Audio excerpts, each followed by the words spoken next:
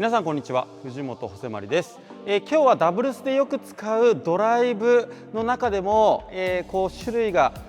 実はね細かくあるので、そのうちの3つを紹介していきたいと思います。ダブルスで使えるショットでもあると思うのでね、ぜひ練習してみてください。それでは行ってみたいと思います。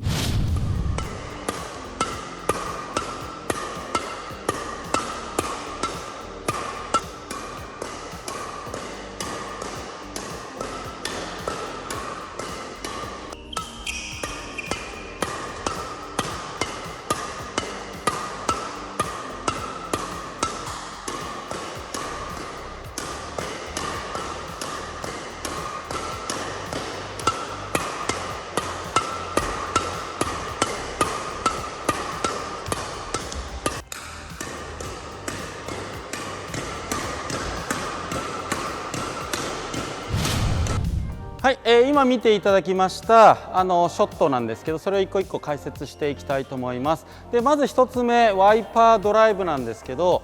ドライブっていうとどうしてもこう肘を曲げて前に押し出すようなイメージがすごくあると思うんですが、これの場合ですとこう肘を曲げて押し出すではなくて、こう肩を回旋させながらこう払うように打つことができます。でやはりちょっとね打ち方的には少し難しくなります。払うといってもこういう払い方だとダメなので、肘で押しながらリストスタンド立てながら押していくんで、指も使いながら打っていくっていう感覚です。でどういう場面で使うかっていうことなんですけど、例えば、サーブパートナーがサーブ打ちます。で相手がプッシュ打ってきてこう高めに来た球ですね。高めに来た球こうやって上げて振ると時々遅れる時あります。そういう速い球に対してパッとこう払って、ネット前に沈めていく、速い球を打つというよりかは少しかわしていくようなショットになるので、そういうイメージでこう高い球来た時にパッて払って打つ、プッシュレシーブしてる時もレシーブしながら急に高い球来た時にパッて払って打てるような球になっていきます。はい、じゃあ次、今度バックハンドの、下切りドライブなんですけど、ちょっと名前は適当につけてます。バックハンドで持っていただいて、通常のドライブですとこういうふうに打っていくと思うんですが、これをですねあえて今のそのワイパードライブの逆の動きです。外側から内側に向かって前に押し出していきます。面は同じ向きです。この面で打っていきます。これを外側から内側に切りながら打っていきます。はい。で、まずはこの肩の回旋がしっかり使えないとダメっていうことと、こう単純に下に振るんじゃなくて斜め前に振っていきます。ゆっくりいくとこういう感じです。こういう風に振り出していきます。はい、この動きでシャトルを当てていきます。でこれの場合ですとフラットで当てるよりも切ってるので強い球がいくんですが、減速してこう押してくれるような球だったりとかします。ネット前で、前衛でねバックハンドで構えた時に、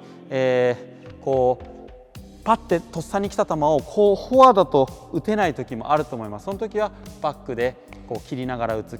ことによって、バックアウトもしないで相手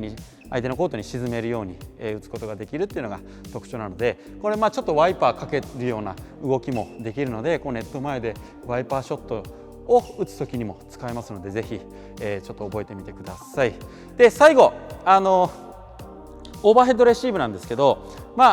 結構シニア層の方こうやってドライブ打つ感覚っていうのが多分ほとんどないと思います。今のね若い子とかは結構潜り込んで打つのが普通なんですけど、シニアの方とか、私も昔は使わなかったので今一生懸命練習してできるようになってきたんですけど、この、相手が、こう打ってくる時に、浮いてきた球に対してこう打っていくわけなんですけど、立ち位置的にはこうネットに近いところに行かないと、後ろで構えてこう構えちゃうとやっぱ沈んできた時に対応できなくなるというのがあるので、こうネット前の近いところからカウンターを狙いに行くような球で、それは相手がいい体勢じゃなくて、ちょっとこうサイドに振られて打点が下がった時ですね。で打点が下がった時っていうのはネットがあるのでこうドライブのようなスマッシュが来ると思います。でその球をカウンターしに行くような流れでドライブレシーブを打てるようにちょっと練習してほしいなと思います。普通のドライブの中でも、ちょっと自分が打った球が沈んだ球であればその中からこう、すぐ上に持ち替えて打っていく、少し位置を前にして打っていくような、練習、あと相手のスマッシュレシーブでもネット前あたりに構えてそこから、ドライブレシーブするような、練習をぜひやってほしいなと思います。この3つどれも損はないショット、覚えて損はないショットなので、ぜひねこうちょっと難しいんですけど、ぜひこういう打ち方、こういう打ち方、こういう打ち方できるようにぜひ練習してみてください。